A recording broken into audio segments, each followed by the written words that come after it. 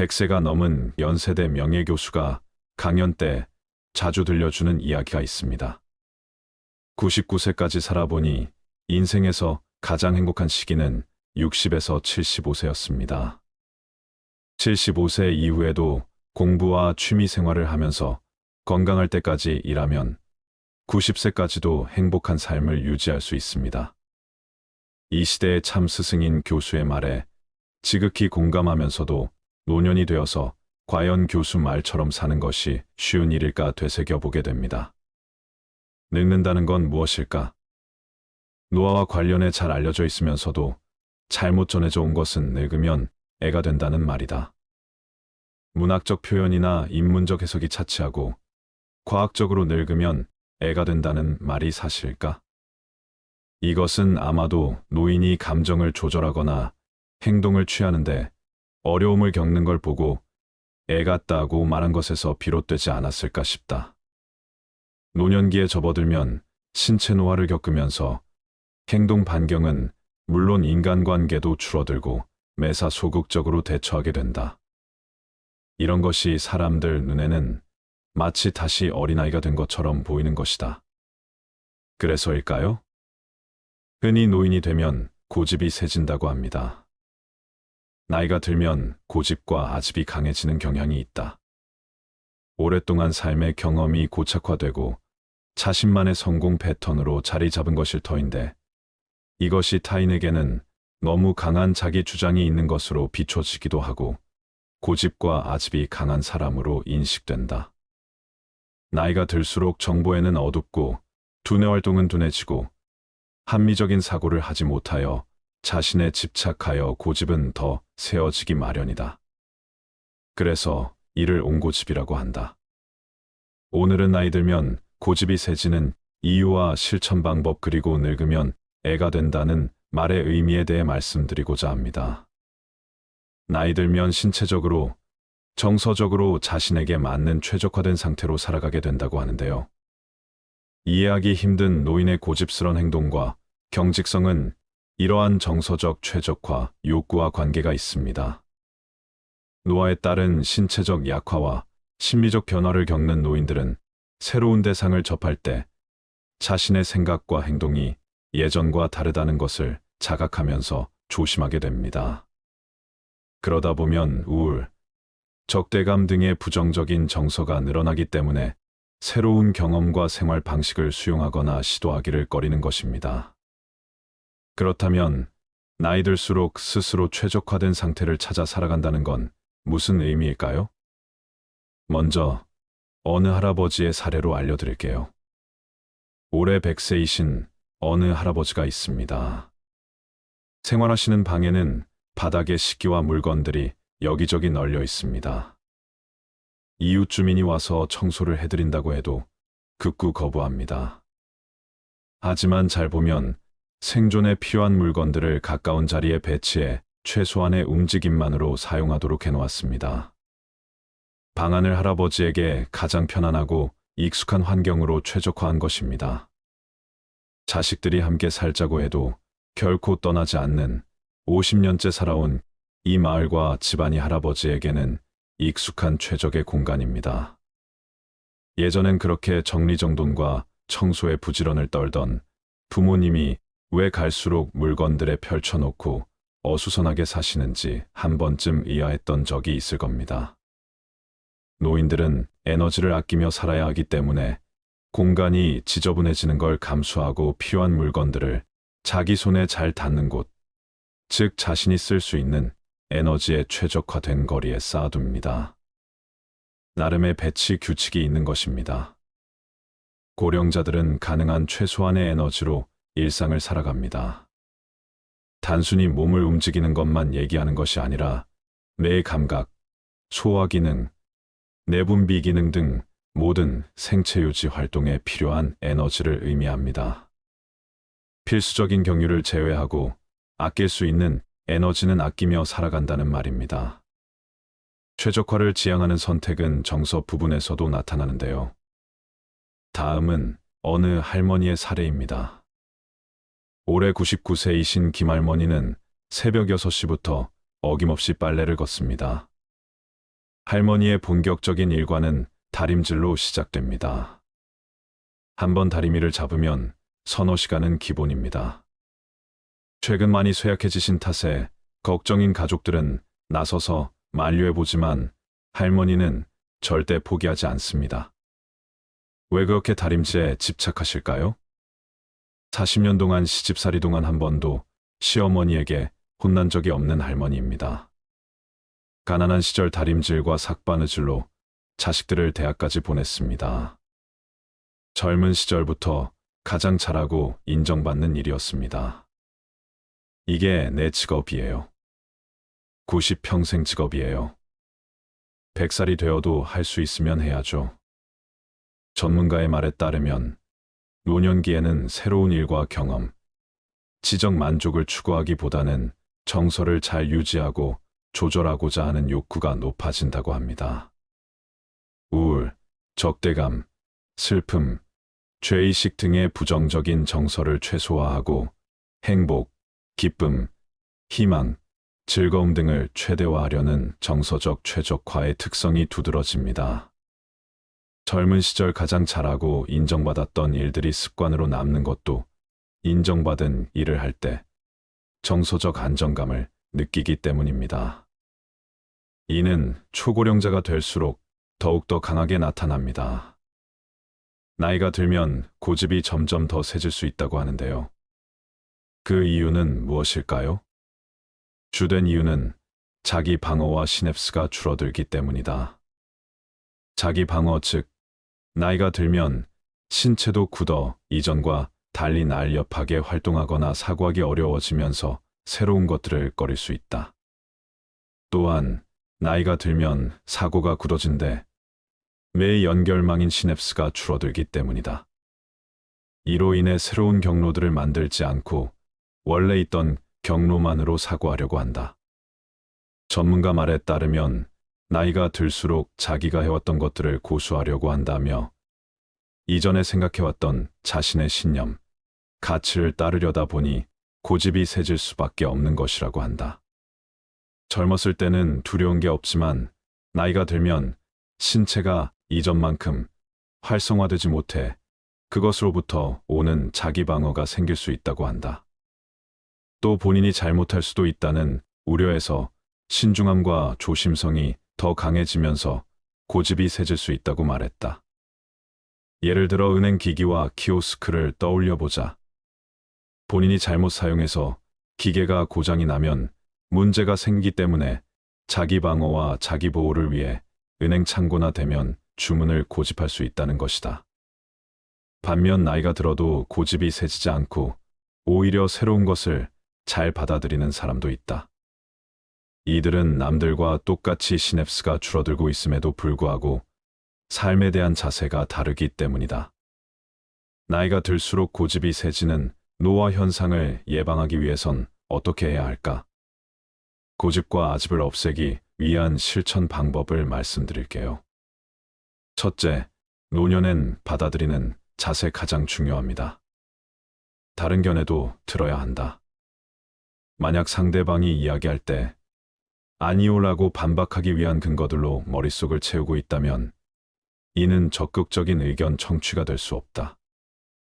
만약 상대방의 말을 계속 듣기 어렵다면 그 사람에게 좋다. 당신이 할 말을 한번 들어보겠다. 라고 이야기해보자. 이는 당신으로 하여금 생각을 잠시 중단하고 상대방의 말에 집중하게끔 강제할 것이다. 아이 컨택을 하세요. 이는 당신의 집중을 유지하고 상대방의 말에 관심을 가질 수 있게 하는데 도움이 될 것이다. 전문가는 특히 노년기에는 지혜가 필요하다며 지혜를 가지려면 가장 먼저 배우려고 하는 자세가 필요하다고 한다. 그는 어릴 때는 호기심이 많은데 이 호기심이 뇌를 발달시키고 새로운 것을 받아들이게 한다며 나이가 들면 새로운 것을 받아들이는 것에 대한 거부감이 발생하기 때문에 배우려 하고 관심을 가지는 등의 적극적인 자세가 필요하다고 한다. 이외에도 건강 관리와 본인의 신체적 한계를 받아들이는 마음가짐도 중요하다. 그렇다면 주변 사람은 어떻게 대응하는 게 좋을까요? 본인의 스트레스가 크지 않다면 맞춰주는 게 가장 좋다. 다만 법적으로 잘못되거나 건강에 좋지 않은 고집이라면 무조건으로 순응하지 않아야 한다. 이때 언어로 대립적인 상황을 만드는 것은 피해야 한다. 오히려 반발 심리가 생겨 더 따르지 않게 될 수도 있기 때문이다. 이거는 아니야. 이건 안 되라고 말하면 관계가 멀어질 수밖에 없다. 나이가 들면 고집이 세져 받아들이는 게 더 어려워지기 때문에 언어적인 대립에 특히 주의해야 한다. 이때는 서로 관계를 쌓아간 뒤 감정을 열고 대화를 시도하는 게 좋다. 산책하거나 같이 식사를 준비하는 등 함께 할 수 있는 활동을 한 뒤 잘못된 부분을 말해주면서 서로 조정하고 순응해 나가는 게 가장 바람직한 방법이다. 둘째, 자아 성찰과 인지적인 이해가 필요하다. 나이가 들면서 자아가 더욱 강화되고 정체성이 강해지는데 이로 인해 자신의 의견과 가치를 더욱 강하게 주장하고자 하는 경향이 생길 수 있다. 이를 극복하기 위해서는 자신을 되돌아보고 내면의 감정과 생각을 인지적으로 이해하는 시간을 갖는 것이 중요하다. 자아 성찰을 통해 자신의 고집과 아집이 어떤 원인에서 비롯되는지를 파악하고 그에 대한 이해를 바탕으로 조절해 나갈 수 있다. 셋째, 타인과의 소통과 공감 능력을 키워야 한다. 상대방의 말에 끼어들지 않는다. 그보다는 상대방의 말이 끝날 때까지 기다리자. 그리고 당신이 들은 것을 비슷한 표현으로 반복해보자. 이렇게 반복함으로써 남의 말을 잘 들어주는 사람이라는 평판이 생길 것이다. 만약 상대방이 말을 함에 있어 화가 났거나 행복하거나 열정적이라면 다음과 같이 대답해보자. 그 기회에 대해 매우 기대하는 것처럼 들린다. 왜 그것이 당신에게 중요한지 알겠다. 사람들은 남들이 자신의 말에 귀를 기울여 주는 것을 좋아한다. 당신이 남의 말을 정확하게 간추려 대꾸해준다면 상대방은 당신이 자신의 말에 귀를 기울였다는 것을 알게 될 것이다.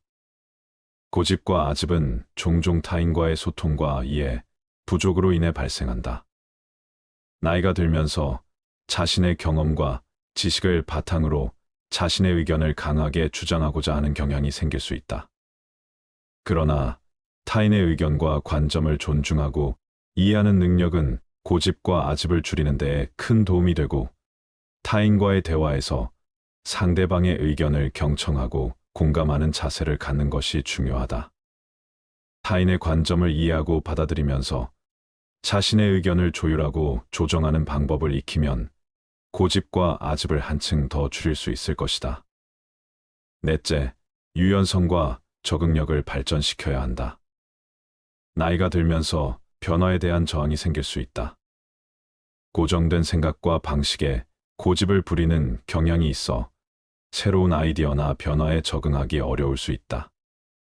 이를 극복하기 위해서는 유연성과 적응력을 키우는 자신만의 노력이 반드시 필요하다. 새로운 상황에 대해 개방적인 태도를 가지고 적극적으로 변화에 도전하며 자신의 생각과 행동을 조정하는 능력을 키워야 한다. 유연한 사고와 적응력을 발전시키면 고집과 아집을 줄이고 새로운 시도와 경험에 더욱 열려있는 자세를 갖출 수 있다. 다섯째, 자기 성장과 배움에 대한 태도를 가지는 것도 매우 중요하다.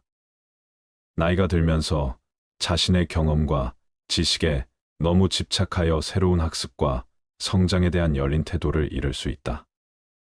하지만 우리는 평생 학습자로서 성장해야 한다. 새로운 지식과 기술을 습득하고 다양한 경험을 통해 자기를 발전시키는 것은 고집과 아집을 줄이는 데에 큰 도움이 된다.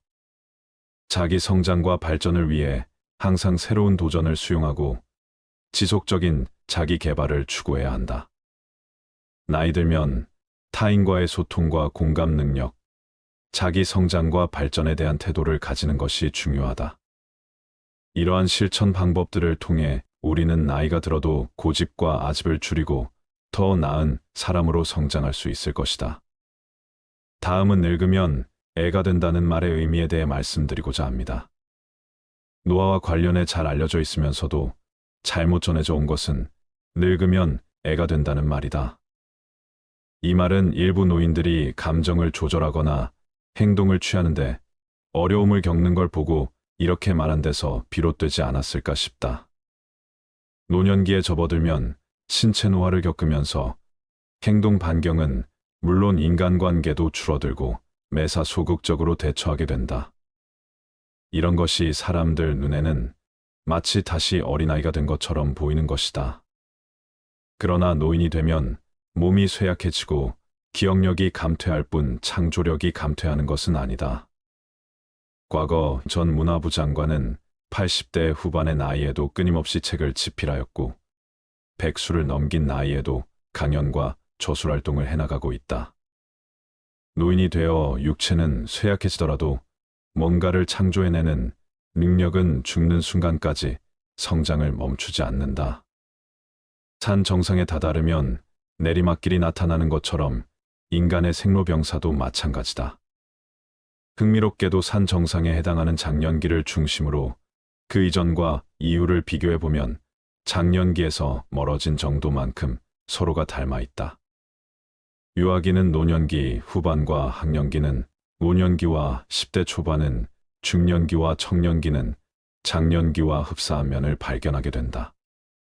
인간 삶의 여정을 단계별로 들여다보면 노년기가 되면서 직면하게 되는 육체적 정신적 변화를 깊이 이해할 수 있다. 이해의 폭이 넓어지면 그만큼 노년의 준비도 쉬워질 것이다. 삶의 여정은 영아기, 유아기, 학년기, 청소년기를 지나 장년기, 중년기를 거쳐 노년기가 오고 마지막으로 삶을 마감하게 된다. 한국인의 평균 수명이 82세 정도가 된다고 하니 중간 나이는 41세가 된다. 41세면 장년기에 해당하며 한창 열정적으로 일할 나이다. 그러나 의학적인 측면으로 보면 육체적 기능은 이미 서서히 하강 곡선을 그리는 시기에 해당한다. 유아기를 지나 학년기가 되면 노안이 오기 전에 노년기와 공통점이 많다. 학년기 어린아이가 육체적으로 연약하고 생활의 활동 반경이 좁은 것처럼 노년기의 어르신도 마찬가지다. 이 시기에는 보호자의 적절한 관찰과 도움이 필요하다. 10대 청소년기가 오면 4050대 중년기와 다르면서도 비슷한 현상을 겪게 되는데 바로 사춘기와 갱년기다. 친구들과 만나 수다가 늘고 감정의 기복을 심하게 겪는다. 별것 아닌 말에도 상처받고 자기를 알아주지 않음에 섭섭해한다. 나이로 보면 인생무상의 허물을 느끼기 시작하는 갱년기의 중년이 질풍노도의 사춘기를 겪고 있는 청소년을 자녀로 두게 되는 때이다. 갱년기와 사춘기가 한 가정 아래 쉽지 않은 동거를 하는 시기이기도 하다. 인생 여정도 산행과 같이 장년이라는 삶의 정상에 오르게 되면 중년과 노년이라는 산길을 따라 조심스럽고 안전하게 하산해야 한다. 많은 사람이 삶의 정상에 해당하는 장년까지는 앞다투어 열심히 올라간다. 그러나 그 이후의 하산에 대해서는 계획하지 않거나 받아들일 준비가 되어 있지 않은 경우가 많다. 예를 들어 영유아기 때 용변 처리를 못하고 밥을 혼자서 먹지 못한다고 해서 낙심하거나 야단치는 부모는 없다. 그러나 노안으로 고생하는 노인들이 이와 비슷한 상황이 되면 보호자인 성인 자녀들은 당혹스러워한다. 삶의 여정을 막 시작한 영유아와 삶의 여정을 마무리하려는 노안의 노인은 인생 산행 높이로 따져보면 같은 선상에 있다. 영유아가 보호자의 보살핌을 받듯이 노안의 어르신도 같은 보살핌이 필요하다는 것을 당연하게 받아들여야 한다. 또 다른 예를 학년기의 어린아이들에게서 찾아볼 수가 있다. 학년기가 되었는데도 어린이집이나 초등학교에 가지 않고 집에만 머무는 아이들은 없다. 이에 반해 학년기의 어린아이들과 인생 산행 높이가 비슷한 어르신 중에 집에만 머무는 분들이 많다. 특별히 만나는 친구도 없이 하루 대부분의 여가 시간을 TV를 보며 시간을 보낸다면 안전하고 재미있게 인생 여정을 하산하는 것과는 거리가 멀다. 어르신들이 노인 여가 시설을 잘 모르는 것은 학령기 아이들이 스스로 학교를 찾아가지 못하는 것과 비슷하다. 그런데도 성인 자녀들은 학령기 본인 자녀의 학업을 위해서는 적극적으로 어린이집과 학교를 알아보면서도 막상 부모의 문화와 여가 생활을 살피는데 소극적이 되는 경우가 많다. 학령기 자녀의 학업을 살피듯 노년기 부모의 취미와 건강을 잘 살펴볼 필요가 있다. 특히 사회적 교류가 없이 집에서 주로 시간을 보내는 부모라면 더욱 그러하다. 고립된 생활 습관은 영양 부족, 운동 부족, 소통 부족, 그리고 삶에 대한 의욕 상실로 이어지고 궁극적으로 건강도 나빠진다. 삶의 정상에 다다랐다가 어떻게든 내려오겠지 하고 안일하게 대처하는 것은 지혜로운 노후 대책이 아니다. 중년을 넘어서면 학령기와 청년기에 오르던 기억을 더듬어 그 길로 다시 내려와야 한다. 산 정상에 오르고 나면 안전한 하산이 중요하듯 삶의 여정도 계획된 노년기가 마련되어야 삶이 아름다워진다. 우리 삶을 방해하는 두 가지 요소가 있다. 하나는 어느 것도 끝내지 않는 것이요. 다른 하나는 어느 것도 시작하지 않는 것이다. 남을 부러워하거나 질투하지 마라. 경계하지도 마라. 오로지 최상의 자신을 만들어가는 것에만 몰두하라. 다른 사람이 무엇을 하건 상관하지 말라. 오직 자신이 무엇을 하고 무엇을 하지 말아야 할지 자신의 일에 대해서만 집중하여 생각하라. 스스로의 마음을 다스려 온전히 한 곳으로 집중할 수 있다면 그 어떤 일이든 모두 해결할 수 있다. 남을 위해서가 아니라 너 자신의 행복을 위해 선을 베풀어라. 신의 지혜를 선물로 받아라. 내 눈과 마음을 새롭게 하여 선을 베푸는 그 자체에서 기쁨을 누리는 가장 행복한 사람이 되라. 모든 것은 마음가짐에 따라 이루어진다. 사악한 마음으로 말하거나 행동하면 괴로움은 그 사람을 따라다닌다. 반대로 깨끗한 마음으로 말하거나 행동하면 행복과 보람이 그 사람을 따라다닐 것이다. 부처님 말씀을 토대로 노년의 행복을 위하여 몸과 마음의 건강을 지키는 방법 6가지를 말씀드리겠습니다. 첫 번째, 노후에는 적게 먹어라.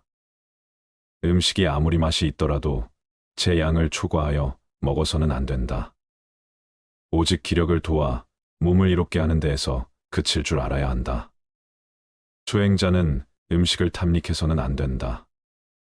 사람은 누구나 자신에게 부여된 음식의 양과 수명이 있다. 그러므로 자기의 몫이 아닌 음식과 수명을 탐내서는 안 된다.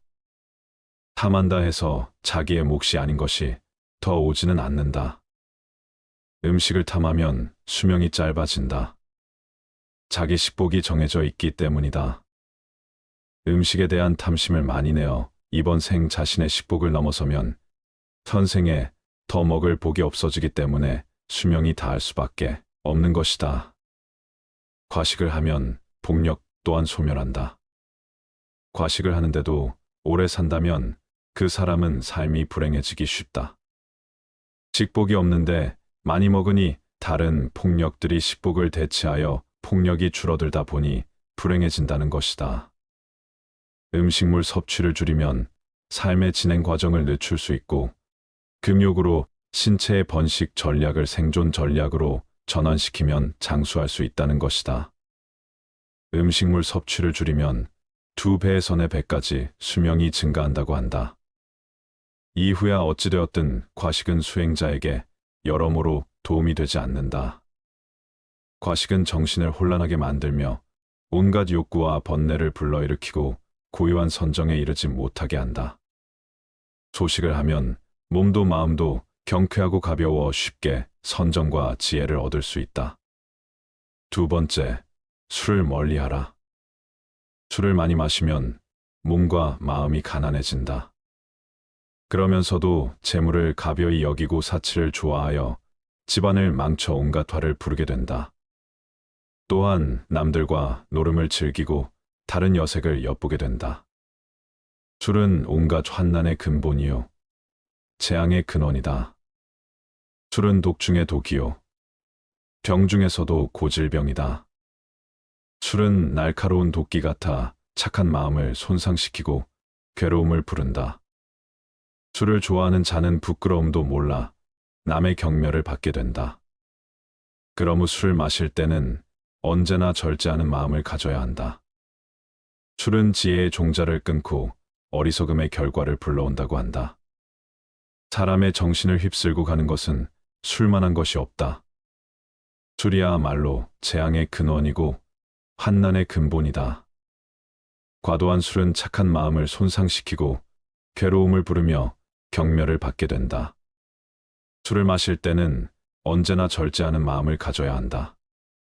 사실 술 그 자체는 선도 악도 아니고 좋고 나쁠 것도 없다. 술이라는 것 자체에 어떤 좋거나 나쁜 변하지 않는 성품이 있는 것이 아니다. 그러니 술을 먹는 행위 그 자체를 가지고 좋거나 나쁘다고 단정지을 수는 없는 것이다. 문제는 술에 있지 않고 사람에 있다. 잘못이 있다면 술 자체가 잘못이 아니라 그 술을 먹는 사람에게 있는 것이다. 술을 먹고 정신을 잃어버리거나 취한 정신으로 온갖 악행을 한다면 그것은 술이라는 경계에 휘둘리는 것이다. 술이라는 것도 하나의 경계에 불과하다. 경계의 그 자체는 언제나 좋고 나쁜 것이 아니다. 다만 경계를 받아들이는 사람에게 허물이 있을 뿐 술이라는 경계에 휘둘리지 않고 내 스스로 술이라는 대상의 마음을 빼앗기지 않으며 스스로 절제하고 다스릴 줄 아는 사람에게 술은 나쁜 것이라고 할 수 없다. 한두 잔의 술로서 인간관계를 가꾸어가며 술이라는 도구로서 삶의 윤활유로 삼을 수도 있지만 자칫 잘못하면 술이 인간을 망치는 도구가 될 수도 있는 것이다. 내 중심을 잡고 내 안의 주인공이 나를 이끌고 가야지 술이라는 경계가 나를 이끌고 가게 해서는 안 된다. 술이라는 경계에 휘둘리지 말라. 절제하며 게으르지 마라. 생활의 즐거움만을 쫓아 구하고 모든 감관을 보호하지 않으며 마음의 정도가 없고 겁이 많으면 악마는 마침내 그를 뒤엎는다.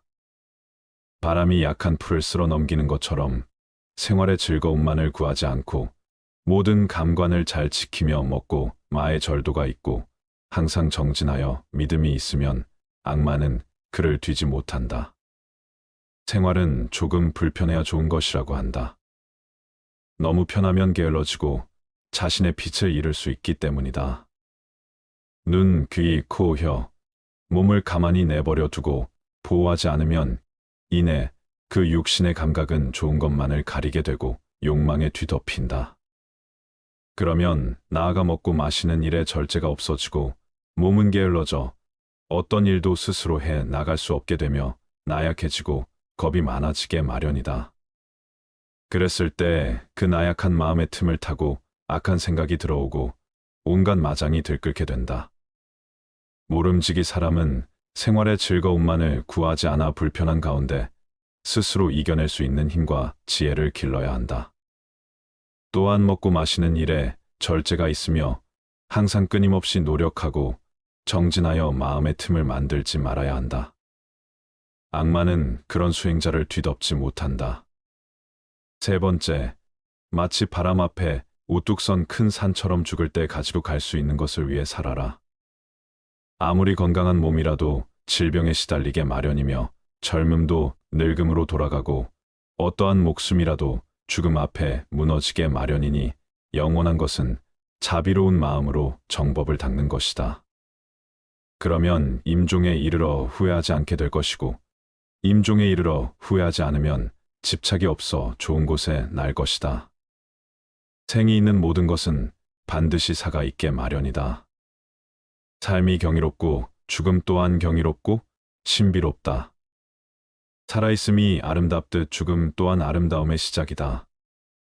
죽음이 비참하고 괴롭고 어둡고 무서운 것이라는 생각이야말로 인간이 만들어낸 가장 큰 착각이다. 죽음은 또 다른 신비로운 세상으로의 여행이다. 언제나 미지로의 여행은 신비롭듯 다음 생으로의 여행 또한 신비롭고 설렌다. 물론 이번 생을 온갖 악행과 폭력과 화와 번뇌로 물들이며 악업을 쌓아온 사람에게 죽음은 괴로운 세상으로의 여행이 되겠지만, 선행과 자비와 사랑과 나눔과 깨어있음의 수행으로 한 생을 살아온 사람들에게 죽음은 설레고 행복한 새로운 탄생을 의미한다. 누구나 태어나면 죽고 건강하던 몸이 허약해지면 부귀영화도 사라지고 젊음도 늙음으로 돌아간다. 그러나 육신이 죽더라도 업력과 폭력과 수행력은 다음 생에 또 다른 새로운 나를 형성시켜 갈 것이다. 선업을 짓고 자비로서 복을 짓고 깨어있음에 수행을 행한 이는 임종에 이르러 후회하지 않을 것이고, 후회가 없고 집착이 없는 이는 반드시 좋은 곳에 날 것이다. 죽음을 준비하는 것은 곧 삶을 어떻게 살아갈 것인가를 준비하는 것이다. 웰다잉이 곧 웰빙의 바탕이다. 지금 이 순간 임종이 닥친다면 후회가 없을 것인가? 업과 복과 수행 앞에서 부끄럽지 않을 수 있겠는가? 죽고 나서 가지고 갈 수 없는 것들에 목숨을 거는 어리석은 삶을 그만두라. 죽고 나서 가지고 갈 수 있는 것들이야말로 참되다. 죽음에 이르렀을 때에도 생사의 분별에 집착하지 않으면 평생을 쌓아온 업장이라 소멸할 수 있다. 일생을 수행했을 임종에 이르러 생사에 집착하면 그 수행은 물거품이 되고 오히려 마귀의 포로가 되고 만다. 지금이라도 본래 마음을 깨달으면 다시 번뇌에 물들지 않는다. 하루 중에도 잠자리에 들기 직전이 중요하다. 시끄러운 TV, 소음에 시달리다 잠에 들면 잠든 내내 소음이 꿈속까지 뒤따라와서 정신을 뒤흔들어 놓지만, 잠들기 직전 고요함 속에서 잠에 들면 밤새 고요함이 지켜진다. 가만히 잠들기 직전 무슨 생각을 하다 잠이 들었는지, 그리고 그 생각들과 꿈에는 어떤 연관이 있었는지를 떠올려 보라. 잠들기 직전의 생각이 온통 꿈속까지 휘젓고 다니며 단점을 방해하고 있음을 알아차리는 데는 그리 많은 노력이 필요하지 않다. 하루 중에 이처럼 잠드는 순간이 중요하듯 일평생 가운데는 죽는 순간이 중요하다. 아무리 일평생 수행을 잘했다 하더라도 죽는 순간 생에 집착하여 미련을 못 버린다면 그간의 모든 수행은 물거품이 되고 오히려 마귀의 포로가 되어 헤매고 말지만, 죽음에 이르러 생에 집착하지 않고 냉철한 깨어있음으로 죽음의 순간을 지켜본다면 일평생의 수행을 뛰어넘는 결과를 얻을 수도 있다. 죽는 순간 생사에 집착해 자유롭기 위해 사는 순간에도 끊임없이 생사의 집착을 놓아버리는 공부를 하는 것이다. 하루하루의 삶이 깨어있으며 집착을 버리고 욕망을 거스르며 온갖 번뇌를 놓아가는 쪽으로 비움과 수행의 삶을 사는 사람에게 죽음은 삶의 연장이다. 삶의 순간순간을 어떤 방식으로 살았느냐에 따라 죽는 순간을 어떻게 대처하느냐가 결정되어지기 때문이다. 올바른 웰빙이란 웰다잉과 다르지 않다. 웰다잉을 위해 죽는 순간에 공부를 위해 사는 순간, 생사에 집착 없이 올바로 죽는 연습을 하는 것이다. 생사를 비롯한 양극단의 모든 분별을 죽이는 것이야말로 참말로 잘 죽는 웰다잉이다. 네 번째, 더 이상 애쓰면서 살지 마라. 부모에게 받은 이 몸은 마치 시방에 허공을 입으로 불면 미진의 티끌이 있는 듯 없는 듯함 같으며 맑은 큰 바다에 거품이 흘러가면서 생겼다가 사라졌다함과 같다. 겉모습과 몸매와 외모가 중요한 세상, 이런 세상이야말로 이 세상이 얼마나 정신적인 타락의 길을 걷고 있는지를 증명해 주고 있다. 바깥에 보이는 것에 휘둘린다면 내면에 중요한 것은 뒷줄 신세를 면치 못한다. 몸의 실체는 어떠한가? 그것은 꿈과 같고 환술 같고 거품과 같고 그림자와 같고 티끌과 같다. 이런 몸을 무얼 그리 사랑하고 애착하는가? 그래서 옛 스승들은 이 몸을 똥주머니라는 똥만 잔뜩 넣어 가지고 다니는 똥주머니라고 했다. 똥주머니를 위해 무얼 그리 치장하고 내세우며 어여삐 여기는가? 몸 안에 온갖 내장이 기관들 똥오줌을 다 끄집어내 보면 얼마나 더럽고 흉측한 것인가? 그걸 다만 이 하얀 살결에 포장한 것에 지나지 않을 뿐이다. 살결에 포장한 것을 조금 잘했다고 예쁘다 하고 못했다고 못났다고 차별할 일이 무엇인가? 모두가 한낮 뜬 구름과 같고 바다에 뜬 거품과 같으며 꿈과 같고 그림자와 같은 것일 뿐이다. 다만 마음이 중요한 것이다. 몸을 중요시 여기는 그 마음이 우리 몸을 더욱 더럽히고 유혹되게 만든다. 몸에 얽매이고 집착할수록 정신은 공허하게 총기를 잃고 만다. 그러니 몸 형상 모습 생김새를 탓하지 말고 또 얽매이지도 말자. 몸을 이제 그만 놔둬라. 5번째, 부모님을 잘 섬기고 부모님께 효도하라. 부모님 공경이 곧 부처님 공경이다. 부모님은 나를 낳아서 나로 하여금 도를 배우게 하심으로 모든 남자는 나의 아버지이며 모든 여인은 나의 어머니로 알아라. 이제 깨달음을 얻는 것은 다 부모님의 은혜이니 사람이 도를 배우고자 하면 먼저 효도로 정진하지 않으면 안 된다. 부모님의 은혜는 부처님의 은혜와 동등하고 부모님을 섬기는 데서 오는 과보는 불보살님을 섬기는 데서 오는 과보와 동등하다. 부모님께 효도를 베푼다면 이 세상의 모든 선행에 으뜸이 된다. 부모님이야말로 지금의 나를 개 한 뿌리이며 근원적인 인연이기에 부모님이나 부부 자식처럼 나와 가까운 인연은 곧 내 안에 업이 투영된 관계라고 볼 수 있다. 그들 속에서 나를 볼 수 있어야 한다. 그들과 나와의 관계는 곧 내 안의 업을 녹이는 공부이고 나 자신을 성장시켜가는 마음, 공부의 생생한 현장이다. 업장 소멸에 열린 장이 바로 가족이며 부모다. 그렇기에 부모에 대한 효도야말로 우주적인 순리를 따르는 수행이 자비의 시작이다. 부모님과의 관계가 바르지 못하다면 그 첫 단추가 사회생활의 모든 단추를 흐트러지게 만든다. 가족과의 관계, 그 기초 위에서 모든 타인들과의 인연이 성숙되어 가는 것이다. 특히 효도는 모든 자비와 지혜의 첫 단추와 같다. 그래서 부모님을 공경하는 것은 곧 부처님을 공경하는 것과 같다고 하는 것이다. 부모님처럼 가장 가까운 인연을 소중하게 간직할 수 있어야 한다. 가장 가까운 인연이야말로 내 업의 나눔이니 부모님과의 관계가 껄끄럽고 아름답지 못하다면 그것은 부모님과의 닦아야 할 업이 많은 연유이다. 부모님을 잘 섬기고 부모님께 효도하라. 그것이 업장 소멸에 매우 빠른 길이고 모든 공덕이 그로 인해 시작된다. 어리석은 범부들은 나를 나라고 보아 나에 집착한다. 그러나 필경에는 나도 없고 내 것도 없나니 나를 비우고 내 것이라는 생각도 비워야 한다. 법이란 생각을 일으키면 마와 법이 생기고 법이란 생각이 사라지면 나와 법도 사라진다. 내 자식이다, 내 재산이다 하면서 어리석은 사람은 괴로워한다. 사실 내 몸도 나의 것이 아닌데 어찌 자식이나 재산이 나의 것일 수 있겠는가? 내 자식이다, 내 재산이다, 내 생각이다, 내 것이다 하는 것은 다 어리석은 생각이다. 나도 내가 아닌데 내 몸도 이번 한 생 잠시 쓰고 나면 이 우주에 돌려주어야 하는데 하물며 내 소유를 어찌 내 것이라고 할 수 있겠는가? 잠시 빌렸을 뿐이다.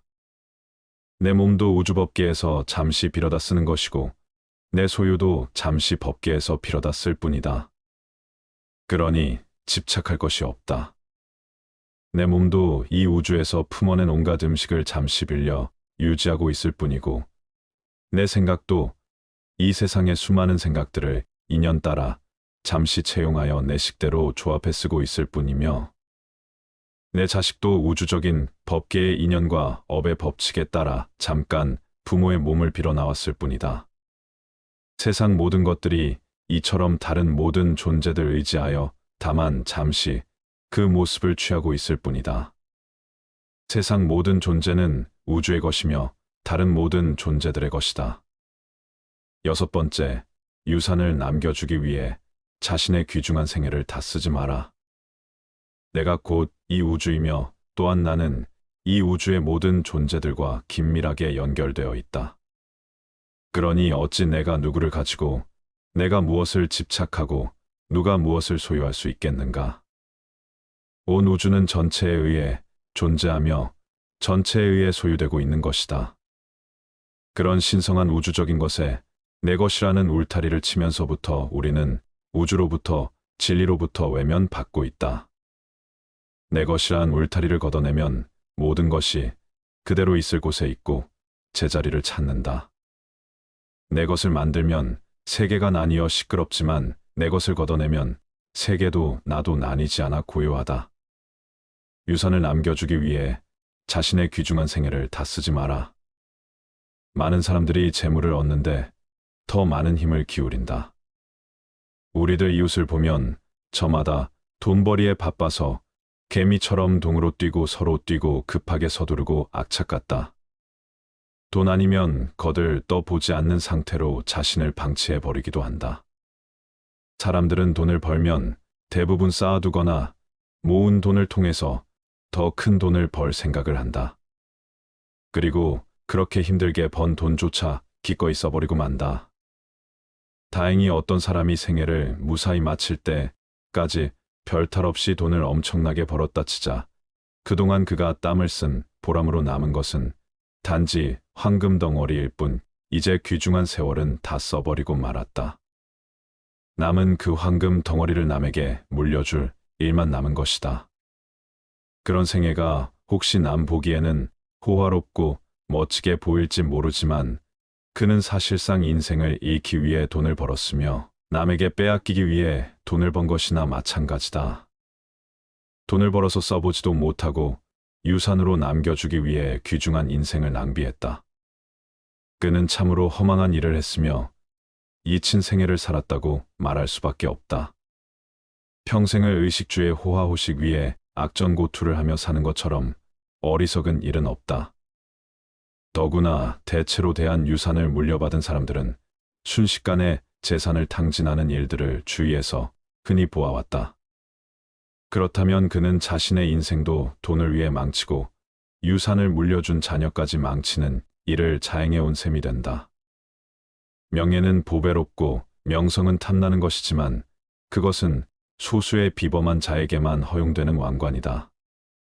그리고 그것은 돈으로도 살 수 없는 값진 것이다. 그러나 사람들은 명예의 월계관보다 재물을 더 선택하고 있다. 과연 돈이 많으면 남들이 떠받들 것이다라는 말이 사실이며 그것이 과연 행복을 가져다 줄 것인지는 의문이다. 모두가 그토록 바라던 순간은 바로 지금이다. 비록 100년을 살지라도 마음이 어리석다면 고요한 마음으로 하루를 사는 것만 못하다. 비록 100년을 산다고 하더라도 마음이 어리석고 탐욕스럽고 성냄을 일으킨다면 차라리 고요하게 그 마음을 비추며 한순간을 보내는 것보다 못하다. 살면서 탐내고 어리석음을 지으면 그것이 다 번뇌가 되고 업이 되어 윤회의 수레바퀴만 더욱 길어지게 만들 뿐이지만 고요하게 그 마음 비추며 한순간을 보낸다면 억겁의 윤회를 쉬게 할 것이기 때문이다. 한순간을 살더라도 고요한 마음으로 마음을 비추며 영상 속에서 산다면 어리석은 마음으로 100년 1000년을 사는 것에 비할 수 없는 공덕이 생긴다. 어리석은 세월은 날이 갈수록 업장만 늘리게 되지만 고요한 한순간의 명상은 업을 소멸하고 지혜를 움트게 한다. 시간이란 환상일 뿐이다. 아무리 오랜 시간일지라도 단 한순간의 평화와 맞바꿀 수 없다. 지금은 바쁘고 정신이 없으니 나중에 기도하겠다는 사람, 지금은 삶이 버거우니 노후가 되어 조용할 때 수행하겠다는 사람, 지금은 돈이 많지 않으니 훗날 돈을 많이 벌게 되면 그때 가서 보시하겠다는 사람, 그들은 100년 1000년보다도 더 소중한 지금 이 순간이라는 인생의 클라이막스를 놓치고 있는 것이다. 지금 행하지 않으면 더 이상 시간은 없다. 지금까지 우리는 100년 1000년을 뒤로 미루며 지금까지 오지 않았는가. 그렇게 찾아오던 최상의 때는 바로 지금이며 최고의 장소는 바로 여기이다. 수행에서는 한순간도 버릴 것이 없다. 한순간이라도 마음을 고요히 하고 비추어 보라. 찬란한 지금 이 순간을. 부처님 말씀을 토대로 노년의 행복을 위하여 몸과 마음의 건강을 지키는 방법을 말씀드렸습니다. 우리는 살며 나이를 먹어갑니다. 어릴 때부터 어른이 되기 위해 배워야 할 것들을 배우고 경험을 통해 성숙해가며 세상을 더 잘 이해하게 됩니다. 그러나 나이를 먹으며 우리는 얻어야 할 것뿐만 아니라 버려야 할 것도 생각해야 합니다. 나이를 먹어가며 얻어야 할 것뿐만 아니라 버려야 할 것에도 집중하는 것은 더 풍요로운, 행복하고 만족스러운 삶을 살기 위한 핵심입니다. 과거의 짐을 버리고 긍정적인 관점을 채택하며 관계를 중요시하고 배우며 발전하며 감사하며 충실하면 나이가 들어도 우리는 풍요로운 삶을 즐길 수 있을 것입니다. 이것이 나이를 먹어가며 얻어야 할 것과 버려야 할 것에 집중해야 하는 이유입니다. 오늘은 인생 후반기 삶이 심플해지기 위해서는 어떤 습관을 버려야 할지 알려드리겠습니다. 인생 후반기 사물에 대한 집착을 버리고 주변을 정리하면 말끔한 기분의 일상생활이 더 자유로운 기분으로 하루하루를 행복하게 살아갈 수 있을 것입니다. 우리의 행복은 물질로 채워지는 것이 아니라 정신적 평안과 안정에 있기 때문입니다. 은퇴를 하고 인생 후반기에는 이런 불필요한 것들 버리기를 실천해서 좀 더 삶을 가볍고 여유로운 마음으로 살아갈 필요가 있습니다. 불필요한 것을 버리는 생활이란 단지 물건을 버리는 것만이 아니고 살아가면서 자신의 몸에 배어버린 안 좋은 습관들을 하나씩 버려 없애는 의미도 포함됩니다. 먼저 과거의 무거운 짐을 버려야 합니다. 나이가 들면서 우리는 과거의 경험과 기억을 더 많이 갖게 됩니다. 이것은 양면성을 지닌 것입니다. 어떤 경험은 우리에게 지혜와 성숙함을 가르쳐 줍니다. 그러나 불행히도 어떤 사람들은 과거의 실수나 상처를 너무 오래 기억하고 끌어올려 자신을 괴롭히는 경향이 있습니다. 나이가 들면서 우리는 이러한 무거운 짐을 버리고 더 나은 미래를 위해 나아가야 합니다. 두 번째로 불필요한 스트레스와 걱정을 버려야 합니다. 나이가 들면서 스트레스와 걱정은 더욱 해로울 수 있습니다. 미래에 대한 불안, 건강 문제, 경제적 문제 등 다양한 이유로 우리는 스트레스를 받게 됩니다. 그러나 스트레스와 걱정은 우리의 건강을 해칠 수 있으며 행복을 방해할 수 있습니다. 나이가 들면서는 불필요한 스트레스와 걱정을 버리고 현재의 순간을 즐기기 위해 노력해야 합니다. 세 번째는 바로 선입견입니다.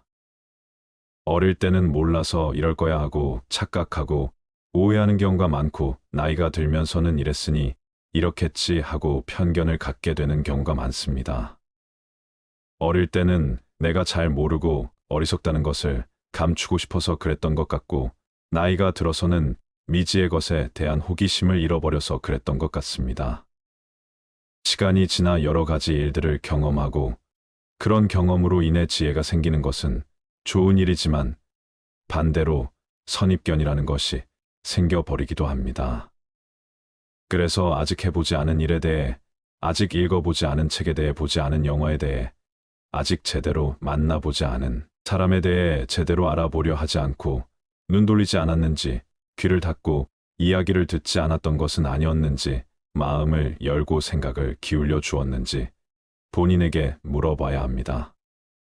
모르면서 아는 척하는 것이 꼴볼견인 것만큼 선입견으로 일이 이럴 거야 하고 판단해버리는 것도 꼴볼견입니다. 물론 해보고 읽어보고 만나보고 들어보고 그 다음에 판단을 내리는 것은 괜찮습니다. 인생을 살면서 쓸데없다고까지는 할 수 없어도 그다지 꼭 필요하지 않은 것들에 너무 많은 시간과 물질 에너지를 낭비하고 살고 있다는 생각이 들 때가 있습니다. 우선 큰 집과 자동차 집안을 꽉 채우고 있는 수많은 가구나 옷, 기타 각종 물건들과 그리고 온갖 사람들과의 관계 때문에 생기는 행사나 만남들, 이로 인한 형식적 체면 치레 때문에 많은 시간과 돈을 쓰게 됩니다. 나이가 들면서 우리는 지금까지의 삶에 감사하고 충실해야 합니다. 우리의 경험과 노력에 대한 감사의 마음을 가지고 더 나은 미래를 향해 나아가야 합니다. 또한 가족과 친구들에 대한 감사의 마음을 표현하고 나누는 것도 중요합니다. 나이를 먹어가며 얻어야 할 것뿐만 아니라 버려야 할 것에도 집중하는 것은 더 풍요로운 행복하고 만족스러운 삶을 살기 위한 핵심입니다. 긍정적인 관점을 채택하며 관계를 중요시하고 배우며 발전하며 감사하며 충실하면 나이가 들어도 우리는 풍요로운 삶을 즐길 수 있을 것입니다. 이것이 나이를 먹어가며 얻어야 할 것과 버려야 할 것에 집중해야 하는 이유입니다. 나이가 들면 들수록 물건의 사용 여부와 상관없이 버리지 못하고 모아두는 습관이 생깁니다. 여러 원인이 있지만 인지기능 저하가 주요 원인으로 꼽힙니다. 사람은 나이가 들면 서서히 인지 기능이 떨어지는데 실제 저장 강박증이 있는 자도 젊은 층보다는 노인에게서 많다고 합니다. 오래된 신문 잡지책 옷을 버리지 못하는 것에서부터 심하면 실내가 쓰레기로 가득 찬 상태로 내버려 두기도 합니다. 인구 중 2에서 5% 나타날 정도로 흔한데 환자는 젊은 층보다 노인에게서 2배 정도 많다는 연구 결과가 있습니다. 하지만 이러한 물건들은 생활 속에서 무심코 사용하다가 건강에 악영향을 주는 것들이 있습니다. 알고 보면 건강에 무척 해로워 당장 버려야 하는 것들이 있습니다. 오늘은 안 아프고 건강하려면 65세 전까지 즉시 버려야 할 물건 5가지에 대해 알려드리겠습니다. 첫 번째, 오래된 약과 영양제. 집에 영양제가 쌓여 있는 분들 많으실 겁니다. 그런데 모든 영양제를 매일같이 잘 챙겨 드시나요? 어떤 영양제는 매일같이 꼼꼼히 챙겨 드시기도 하겠지만 어떤 영양제는 체질에 잘 맞지 않아 먹지 않고 한자리에 몇 년간 방치되기도 합니다. 아까워서 버리지 않고 가끔씩 드시는 분들도 있고요. 하지만 유통기한이 지나 변질된 영양제는 효능이 떨어질 뿐만 아니라 간에도 무리를 주기 때문에 반드시 버려야 합니다. 약도 영양제와 마찬가지입니다. 건강해지기 위해 먹는 것이므로 유통기한이 넘은 영양제와 약은 과감히 쓰레기통에 버려 건강을 지키시길 바랍니다. 두 번째, 플라스틱과 나무도마. 집에서 오래된 플라스틱 용기를 아무렇지 않게 사용하는 경우가 많습니다. 플라스틱 제품을 잘못 사용할 경우 건강에 치명적일 수 있습니다. 사용 중인 플라스틱 용기 중 PC 제품과 긁힌 상처가 많은 용기들을 모두 버리시기 바랍니다. 이러한 용기들은 가열할 때 유독 가스를 방출하는 물질인 비스페놀 A로 제조되었을 가능성이 매우 높습니다. 또 음식을 가열할 때 플라스틱 용기보다는 유리 용기를 사용하여 가열하는 것이 가장 좋습니다. 그리고 매일 우리는 집에서 도마를 사용해 음식을 만들어 먹습니다. 칼질 많이 한 플라스틱과 나무로 된 도마에 당연히 시간이 지날수록 흠집이 많아집니다. 수많은 틈 사이에는 박테리아나 곰팡이가 서식하기에 좋아 사용 후에는 반드시 도마를 깨끗이 닦아 통풍이 잘 되는 곳에 잘 말려줘야 합니다. 음식은 우리의 입을 통해 몸 안으로 들어가므로 위생적인 조리도구를 이용하는 것이 무엇보다 중요합니다. 세균과 곰팡이는 면역력을 떨어뜨리고 염증을 일으키기에 반드시 도마를 깨끗하게 유지하고 자주 바꿔 주도록 하세요. 요즘은 스테인리스 도마도 있다고 하니 균이 번식하기 어려운 도마를 사용해 보는 것도 좋을 것 같습니다. 세 번째, 낡고 다른 운동화. 운동화를 한번 사면 몇 년을 계속 신게 되는데 오래된 운동화는 굽이 달라 충격 흡수율이 매우 낮습니다. 또한 신발은 걸음걸이에 따라 뒷부분이 많이 마모되게 합니다. 그런데 마모가 된 신발을 계속 신는다면 어떻게 될까요? 특히 운동할 때 신는 운동화의 뒷부분은 체중이 실리면서 몸에 충격이 흡수되는 곳이므로 마모가 되면 새로운 신발을 신어줘야 합니다.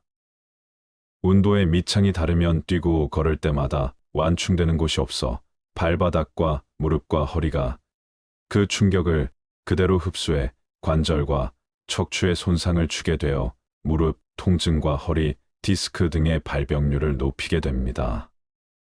아무리 마음에 드는 운동화라도 밑창에 마모된 곳이 있으면 꼭 교체하여 무릎과 허리가 다치지 않도록 예방하시기 바랍니다. 네 번째, 오래 써서 다른 칫솔. 매일 최소 하루 3번 치아를 닦아주는 칫솔은 세균이 번식하기 참 쉬운 물건입니다. 더군다나 입안 닦기 때문에 각질층이 없는 점막에 바로 세균이 침투하기 쉬워 각별히 깨끗하게 관리해야 합니다.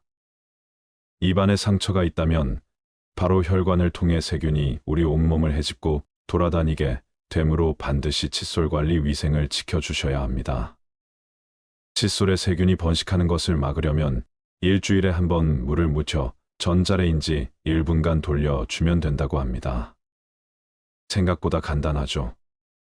평소에는 통풍이 잘 되는 곳에 놔둬 물이 빨리 마르게 해주시고 칫솔무가 벌어진 칫솔을 이용해 치아를 닦아주면 치해 제거가 되지 않으므로 최소 2~3개월마다 교체해 주어야 합니다. 다섯 번째, 오래된 화장품. 유통기한이 지났어도 아깝다며 화장품을 계속 바른 적이 있으신가요?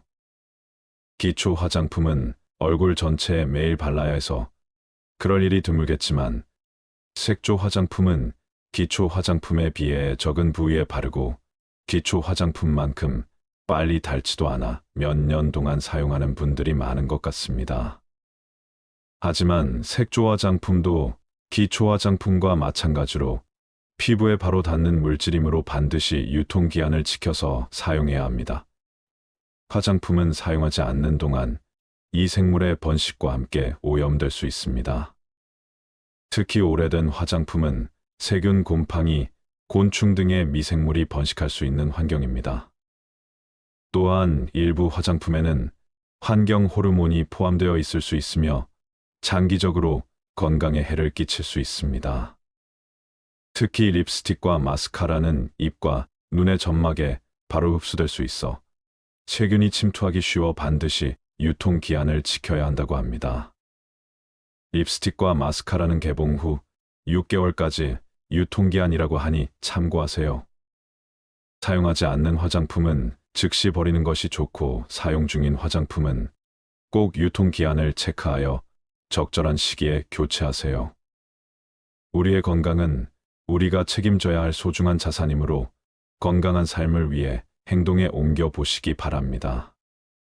지금까지 실제로 열심히 사고 모아두었지만 살다 보면 많은 것들이 그다지 쓸모가 없는 것들이라는 것을 알게 됩니다.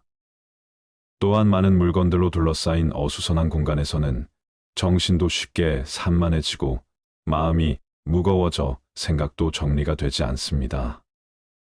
그러므로 물건에 대한 집착을 버리고 주변을 가볍게 정리할 필요가 있습니다. 살다 보면 어떤 일이든 후회가 남습니다.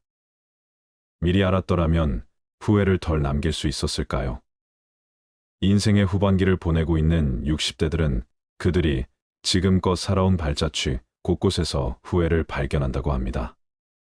인생의 시행착오를 줄이고 더 나은 인생을 살기 위해서 꼭 알아야 되는 건 무엇일까요? 첫 번째, 저축을 많이 하지 못한 것. 자축은 노후 대비에 가장 중요한 역할을 합니다. 은퇴 이후 가장 큰 고민을 경제적인 어려움이라고 꼽았습니다. 고정 수입이 줄어들고 자녀 지원비, 병원비 등 각종 늘어가는 지출비 탓에 생활고에 시달릴 수 있습니다. 노후 대비를 위해서는 먼저 저축을 시작해야 합니다.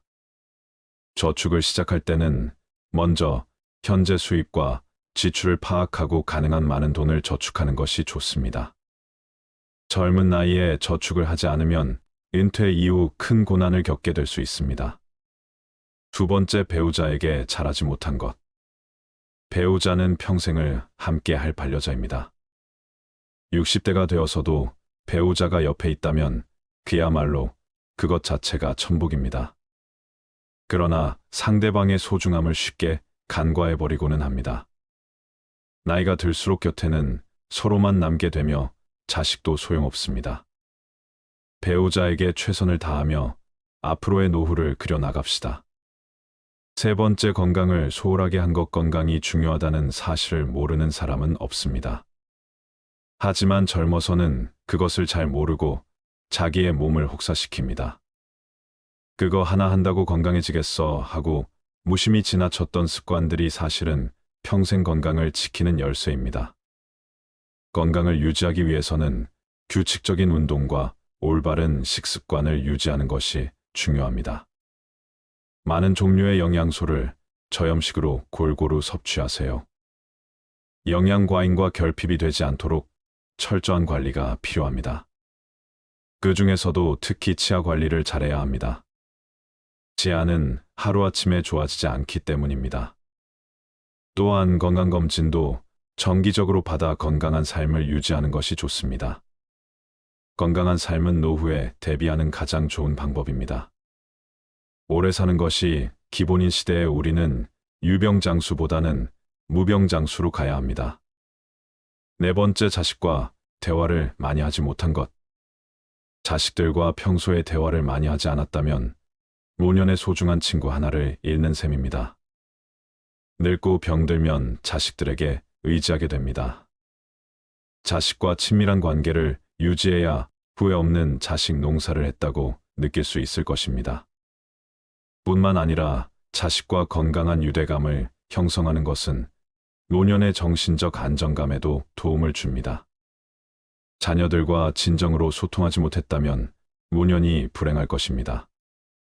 다섯 번째, 노년을 함께 할 친구를 못 만든 것.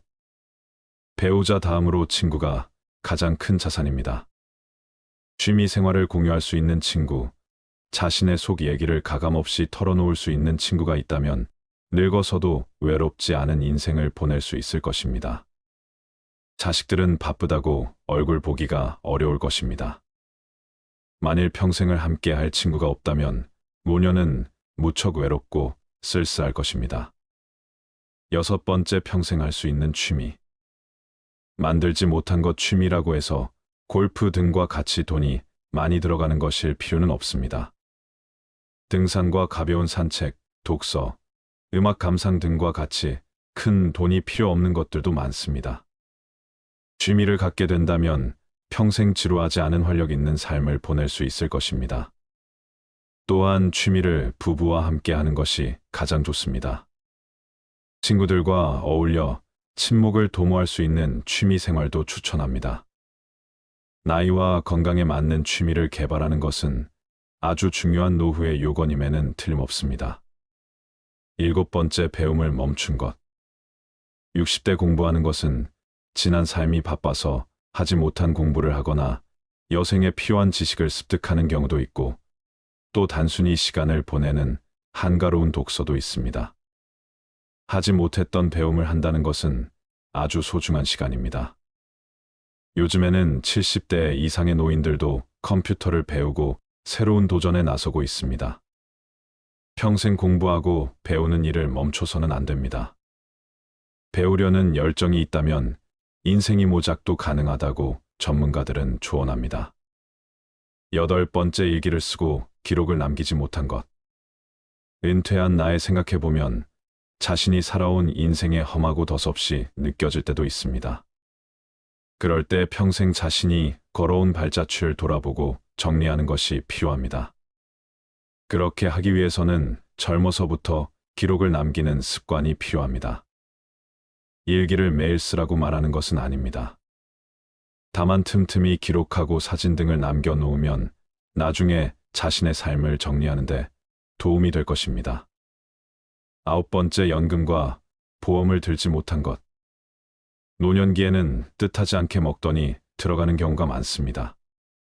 대부분 건강과 관련된 비용입니다. 60년대생들이나 그 이전에 태어난 사람들에게는 노후 준비에 대한 접근 방식이 현대의 젊은 세대와는 다르게 해야 한다는 건데 노후 준비 시간이 상대적으로 적다는 점을 감안하여 고령자를 위한 특화된 투자 상품을 찾아볼 필요가 있습니다. 예를 들어 안정적인 수익률을 제공하는 연금, 상품이나 투자 상품 등을 활용할 수 있습니다. 또한 투자에 대한 전문적인 조언을 받기 위해 금융 전문가의 도움을 청하는 것도 좋은 방법입니다. 노후 준비는 재무적인 준비뿐만 아니라 건강 상태를 유지하는 것도 중요합니다. 이는 의료비 부담을 줄이는데 도움이 될 뿐만 아니라 더 나은 삶의 질을 유지하는 데도 기여합니다. 한 살이라도 어릴 때부터 경제와 재테크에 관심을 갖는 게 중요한데 이제는 선택이 아닌 필수인 시대인 것 같습니다. 이러한 돈을 아깝다고 생각하기보다 준비를 한다고 생각해야 합니다. 마지막으로 99%가 공감한 내 인생에 더 도전하고 여행을 많이 다니지 못한 것. 그때 했어야 했는데 그때 그 시절에 나만이 할 수 있었던 일이나 도전이 있었을 것입니다. 대부분의 사람들이 평생 살아오면서 가장 후회하는 것 중 하나가 도전을 하지 않았던 사실이라고 답했습니다. 이어 여행을 떠나지 않았던 사실을 안타까워했습니다. 자식 키우고 회사 일을 하느라 여유가 없었을 것입니다. 그래도 다른 돈을 아껴서 여행을 떠나라고 선배들은 조언합니다. 훗날 회상할 수 있는 좋은 추억을 마련해 놓는 셈입니다. 그동안 수고한 60대의 모든 삶을 응원합니다.